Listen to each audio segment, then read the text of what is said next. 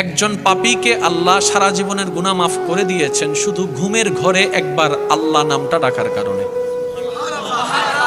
আরেকটু জোরে হাসরের ময়দানে একজন বান্দাকে আল্লাহ জান্নাত দান করবেন শুধু সে ঘুমের ভিতরে আল্লাহ বলে ডেকেছিল।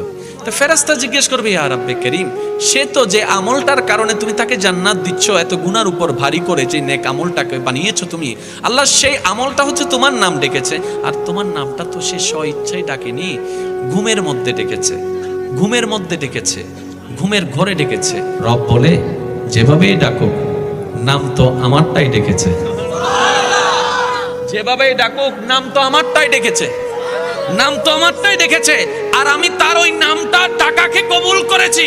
ও ফেরেশতা, এক পাল্লায় সেই নামটার ওজন রাখো, আরেক পাল্লা তার সারা জীবনের গুনাহকে রাখো। সেই দিন হাসরের ময়দানে ওই একটা নাম ডাকাটাই ভারী হয়ে যাবে। সুবহানাল্লাহ।